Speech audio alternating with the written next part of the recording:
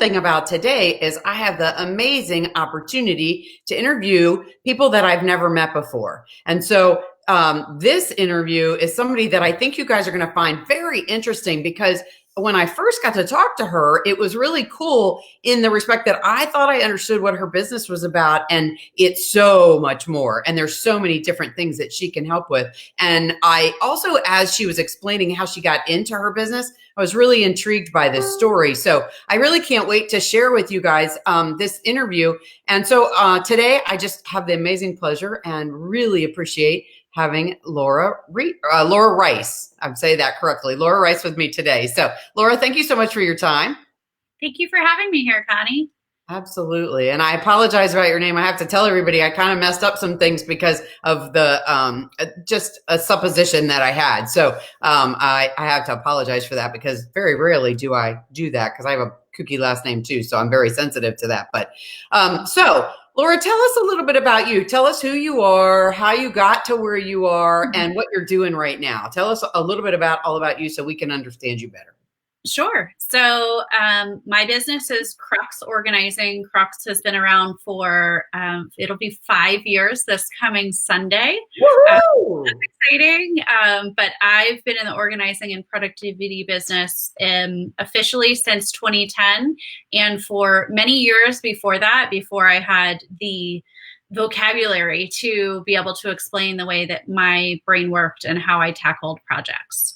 So a lot of what I do, it boils down to systems, process, and structure. And so one of my missions is to make them no longer dirty words, especially solopreneurs and folks coming out of corporate want to eschew all of those systems, but systems are what help things be organized. It helps you know how to make your decisions and how to deal with every minute of your day. So without a system in place, we often find ourselves losing productivity and losing time and not being able to spend quality time in the places and with the people that we want to. So I work with business and residential customers to set up those systems to get them to be able to tackle their organizational situations and figure it out even when I'm not there. So I want my clients to be able to get from A to Z if I'm not there and if half of the alphabet is missing. That's really cool. So tell us, when you and I first talked, you told me a little bit about how you got to this point, because this wasn't like, oh, I realize this is a great idea and I'm really good at this, so I'm going to do it. I mean, you went through some things to get to this point, and I want to share that because I think it's really powerful for other people to understand that, this isn't some little magical path that people find and go, "Ooh, let me just follow the yellow brick road" kind of thing. And you didn't have that. And I like to have, not your intimate details, of course, that's your personal business, but, I think it's important to share a little bit about that because you realized something about yourself and hence it created a business. Yes. So I can look back to when I was a child and realize kind of where it came from. My mom used to call me Miss Allied because I was forever moving things around. And even when I was in timeout, I would rearrange my room and just enjoy the spatial organization. I can't say that I was always the most organized. In fact, I grew up in a chronically disorganized household. So a lot of my skills were self-honed in that I had to figure out what questions to ask to get my family somewhere on time with the things that we needed. So it just became this game to me, and I love to make organizing fun for my clients as well. I try to gamify as much as possible, but definitely it wasn't until probably 2009 or so that I was like, I want to start an organizing business. And 2010 was, when I officially did it. But every job I've ever had, someone had left the position before I started there and been absent for maybe 3 to 6 months. And I had to figure out what systems were in place, what systems needed to be in place. And I really became that person that when they couldn't figure out what to do, go to Laura. She's going to figure it out and she'll be able to explain it tangibly to everyone. And so it was definitely 2010 where I realized my brain doesn't work in the same way that Other folks have their brain working, but I can teach that thinking and I can teach that methodology and help unlock that for my clients. This is really interesting. And I share this with you guys because I feel like, she's just this whole insight into her own self and being able to say, gosh, look, for all these years, I did this way. And I saw other people were saying, gosh, you could come in here and make this happen because of what your skill set is, and us all being very different about how we do things. And it's really cool how you recognize that and then turn that into something that you could help other people learn how to do, or just step in that role and run into it. And I know one of the things we talked about offline too was how you realize that when you were helping people, it didn't always, when you walked away, it didn't always continue to fall in that same position. So then you learned how to empower people to be able to continue to do what you taught them by themselves. So talk about that for just a little bit, because I think that's really important in that, all of us, particularly entrepreneurs, are, we are on our own little train, right? And we know what we need to do, but we don't know it's all these other little pieces that come behind the train that we go, oh, we got to figure out all these things fit in the puzzle. Exactly. So I believe what you're speaking to is when I said that a lot of organizers and even the organizing books that you see, they focus on like the physicality of what is on the desk, right? That's what you were speaking to. So you speak about what is on the desk and you clean up the desk and then the desk gets covered up. And so, the same thing happens with our inbox, right? Inbox zero is a myth. We empty our inbox and then are surprised when more emails come in. And so that's by asking, or that method is asking what is on the desk? What do I need to do with what is on the desk? And so the crux approach is to ask why. Why is it on the desk? And where was it prior to being on the desk? And where does it need to go after being on the desk? And why did it come from that place? And why does it need to go to that other place? And because otherwise you're just solving symptoms of a broken system. And with the why methodology, you are fixing the system and hopefully enjoying life a lot more because things are flowing. Yeah, for sure. So talk to me again, something else we talked about a little bit offline. Talk to me a little bit about, when I think about organizing, I think about organizing my pantry or all these things we're all doing right now, right? With all this spare time, organizing my cabinets or spring cleaning or those kinds of things. That's not at all what we're talking about here. So tell me some examples of how you've helped through your organizing business, businesses or people in processes that they have, because this is very different than that. And I think it definitely will help for you to explain some of those, maybe some examples of some things that you've done, because there's so many areas that you're able to help with. Yeah. And I will work with residential clients. It's typically a referral from a previous client from I worked for a company doing senior downsizing. So okay. I have that background. I've also done a lot of family estate cleanouts. So I have personally started doing that. Did my first one when I was 17, I think. Wow. Okay. And so I take the intangible and really work to make it visible and explain it. I work with a lot of clients, client facing. So for instance, my client says, I have this possible project. I need to pitch this, get on the phone with me, figure out what we need to do, what questions we need to ask to get the information so that we can quote that out, bid it out appropriately with, time, materials, and all of that. But also that customer interaction. And so sometimes my clients are getting into a new arena and they need that, that business savvy and that communication style to help explain what they do, but also translate from their vendor or their client and translate and kind of be that go-between. So I go client-facing for quite a few clients, and they don't know me as Laura Crux Organizing. They know me as Laura from, whatever company it is. And I put on that hat for, whatever amount of time that project. So project management, vendor relations, client relations, all of those types of things as well fall under that organizing umbrella.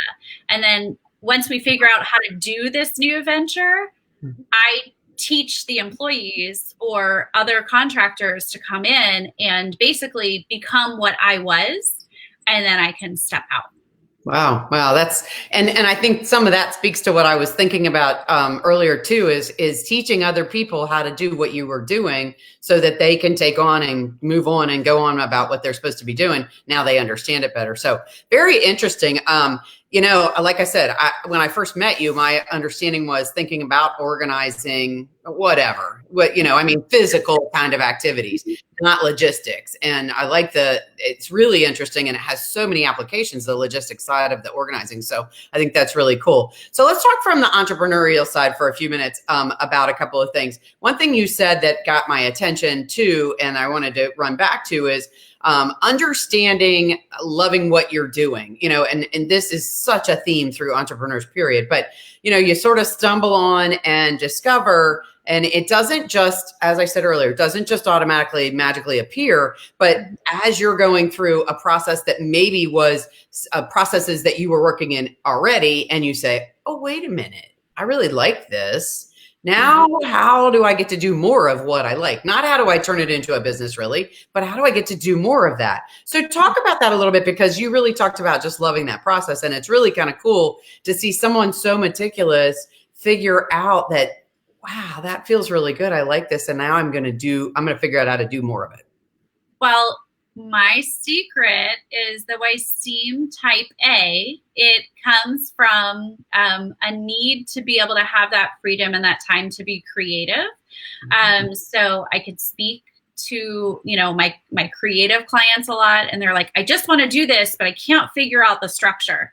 Right. So I'm like, okay, then let's get creative about it. Right. Let's get creative in the meticulous aspect. And I'm going like this. And any of my clients that are watching are going to know what that is. When you go to the eye doctor, right, it's A or B, 1 or 2, and they kind of flip the thing. And this is about the hand motion that goes. And so it's just that flip of the change. It's either something was negative, you've now flipped to positive, you've looked at a different way in that reframing of it.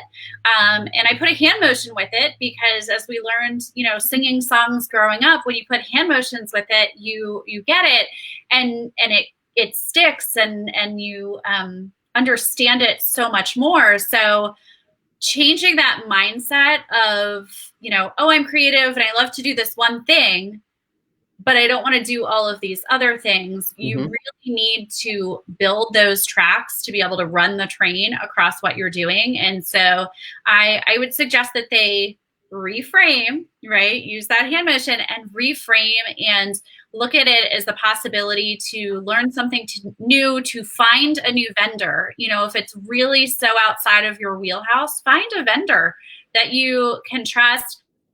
Know what's going on. Don't become, know enough to maybe get a C in the class, but you don't have to be an A+ student in everything. And it's okay to outsource to someone like me that can help, support you in those endeavors. And you focus on what is your special skill. This is so powerful. And again, this is a theme, a thing that we talk about with a lot of different entrepreneurs about being okay with outsourcing, being okay with knowing what your strong suit is. But and I think this is so powerful. And particularly, obviously you're somebody who fills one of those spots, and that's really important. And I think people, when they first decide to jump out onto this entrepreneurial world, or if they've been doing it for a little while and they're juggling all the balls and the things that they really don't like and they're not good at, but they feel like, all right, I don't have enough money to pay somebody, or I'm, it doesn't seem like a big enough task to outsource. that's absolutely false. You need to be getting rid of those, shedding those things that you're not good at, because otherwise your business isn't going to be successful, because the magic that you provide, you're not able to do because you're mired, kept down in the mire. So I think that outsource is really interesting and so powerful. But I like something that you said about this, because I think that some people just don't think of things this way. And then you get yourself caught in a trick box. Paying attention to what you did outsource, know what's really happening. And honestly, this happened to me at some point. I had a virtual person doing some work, and I wasn't paying as much attention as I should have. And I got billed for a bunch of stuff that she really wasn't doing. And so I didn't totally pay attention to it, because things were going along great for a long time. And then I go back and look at a bill, and I said, wait a minute, how come I just paid this much money for this many hours and you've not done anything? And then it went, of course, it was my mistake. It was my fault that I wasn't paying attention. But I think that's really important to point out a little bit. So can you dig into that a little bit more? So you're one of the people, the folks that people would outsource to, but explain about why you think that that's really important, that we still should keep a pulse on that conversation and that activity. So I talk to my clients, and, specifically my business clients. I say, I will let you know what I am doing. I will give you updates. And some of my clients are like, I don't care. Just give me the deliverables. And I will say, you know what? You don't have to read my report, but this is how I do business. So what I do is I do like a little TLDR, like too long didn't read. Here's the quick recap. And then I'm like, here's all of the information below, basically showing my work, right? And I recognize that not every vendor is going to do that or be able to do that, but the information is there for you to review. And, I want to point out that you did catch it, right? You might have loved to have caught it earlier, but you did catch it. So periodic reviews, check-ins, definitely with a smart goal, right? It needs to be measurable. It needs to be time-based. You need to be able to say, okay, here is what I am paying for. Here are the deliverables that I expect from that. And if they're not lining up, there's concrete reasons to talk. And so I recommend that you check in, even if it's a good check-in, like builds a relationship with your vendors. I send cards from time to time, and I'm just like, hey, how you doing? I just sent out a bunch a comedic meme postcard that had like that Zoom attention span. I don't know if you've seen it running around Facebook, and I printed that out and wrote source unknown comedic meme and said, may your productivity be more than 2%. And may you, at least more than 2%. And then I said, and then the graciousness to let yourself off the hook if it's not much more than that right now. And so just funny things, and just be in your vendors, be in your clients' sphere in the same way that we have that, contact your clients X number of times.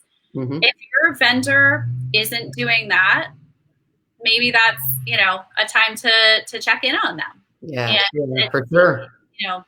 All of that. So it goes two ways, and you're a client of them just as much as they're, someone who's supporting you. So just those check-ins. And can I give a quick shout out to colleague of mine, Mary Kate Claudius from Charm City Organizers and CCP Consulting. She and I team up on some projects.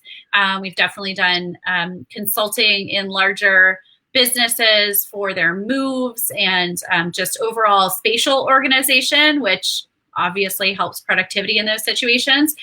She actually has a program where she gets you organized for a virtual assistant and then matches you up with a virtual assistant. And I love that she is doing that.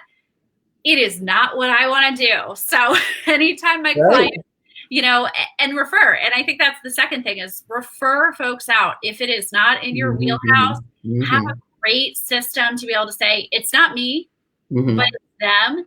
And you're going to be the savior no matter what, because you made that connection. So I am So I don't know if you can see, I'm pointing the wrong way. My sign in the back says, stay humble, hustle hard. And I am humble enough to say that is not my wheelhouse. That is Yeah. not what I want to be doing. But Yeah. here's someone that I know that is going to support you in a similar way that I would. So. Well, and that will, in the entrepreneurial world, this is one thing that newer entrepreneurs don't get. Like, a lot of people are in it on their own 101 solopreneur situation.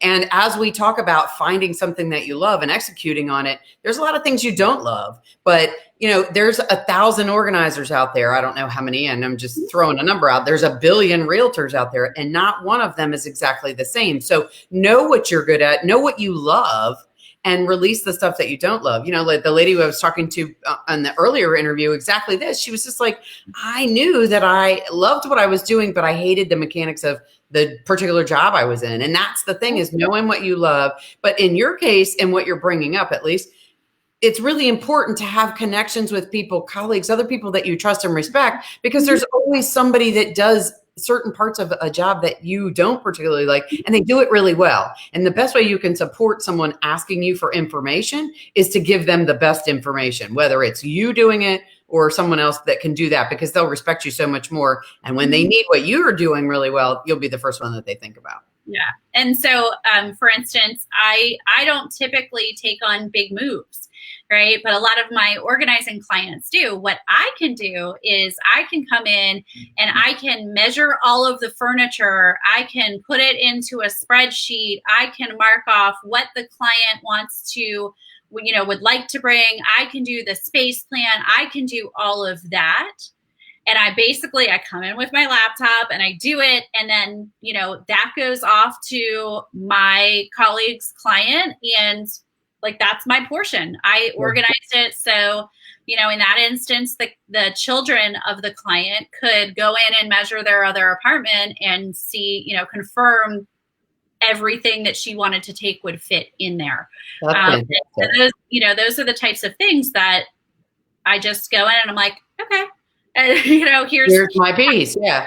And the collaboration of this is so powerful. I mean, this, so many industries don't collaborate, and it's such a shame, because there's so many wonderful professionals in an industry. They just have a niche. Different people have different things that they're good at, and as we're talking about this, the collaboration between colleagues is so powerful, and it's so much more beneficial to the customer at the end result, which, there's just so many volumes to speak to that.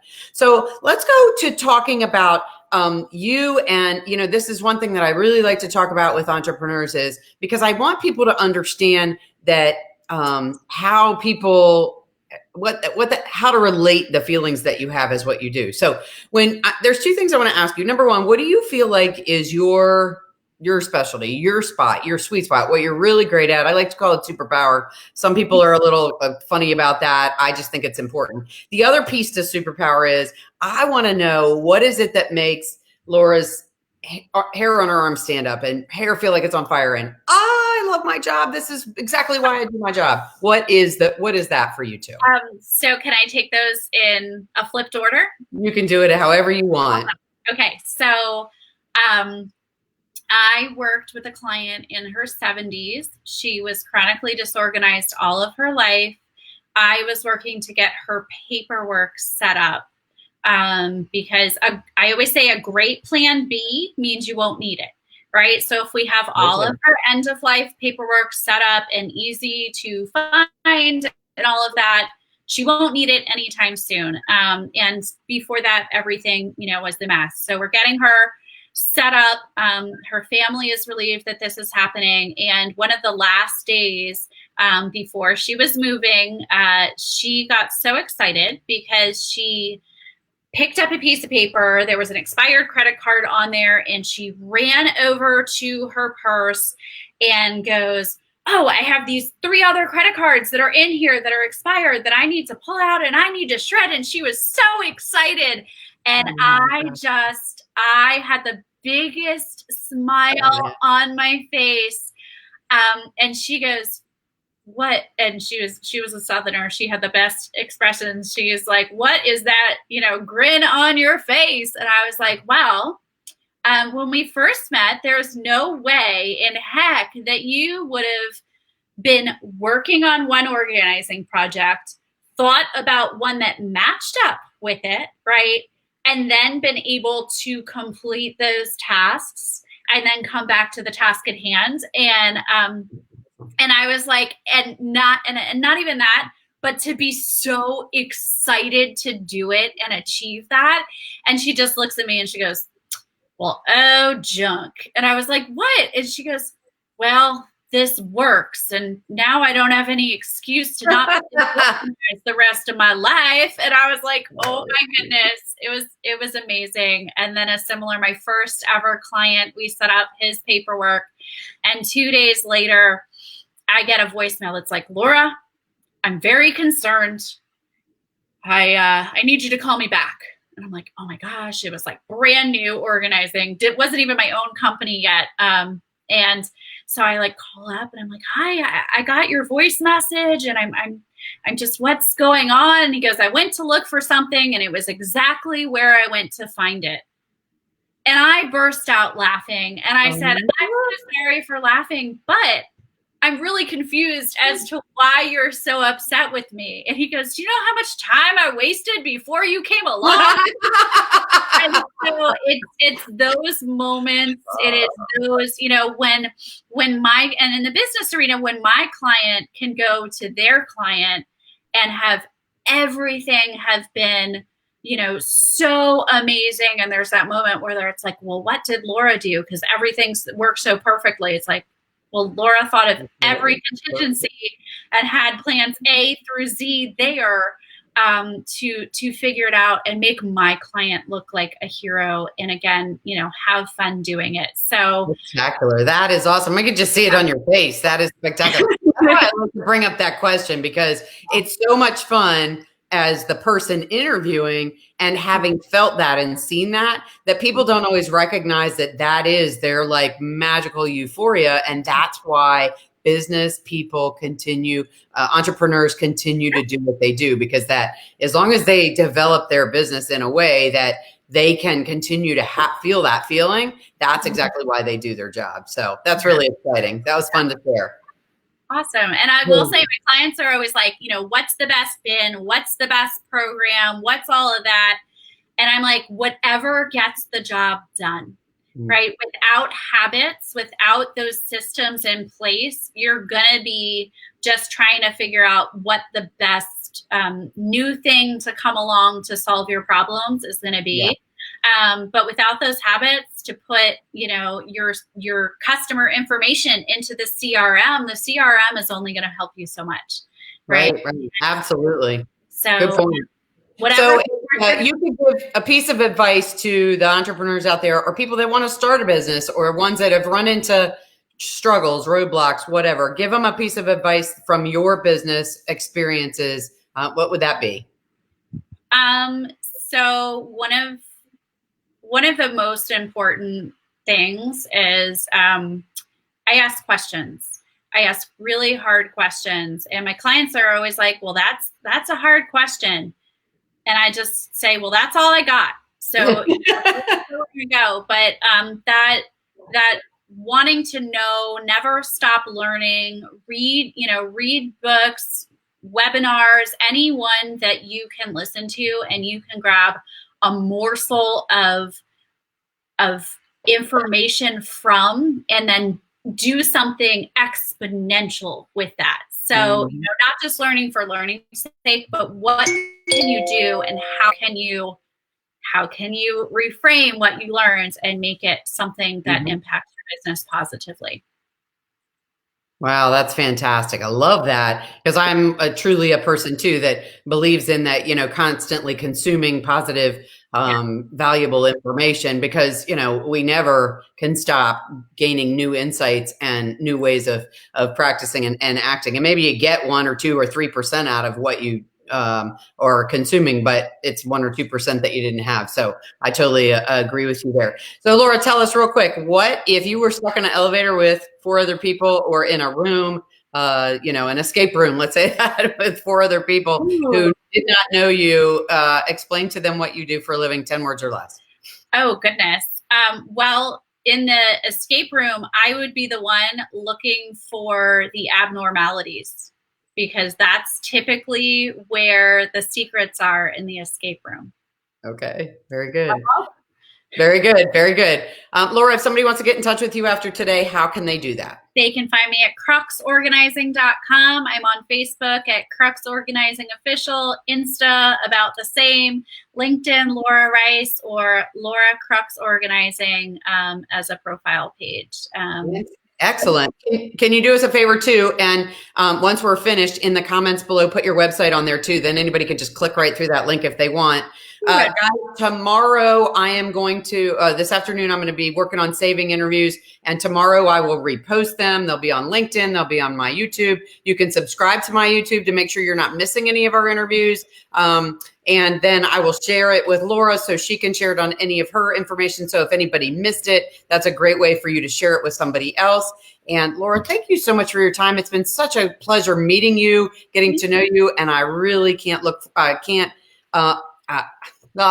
I look forward to getting to know you better over the next several months after we get through all of this craziness. Thank you so much. Same. Thank you for this opportunity. And I did want to say, until all this craziness is over, I'm offering to businesses and individuals my time management for conference calls, presentation, and webinar completely free. So it's a 20-minute presentation with an optional Q&A at the end.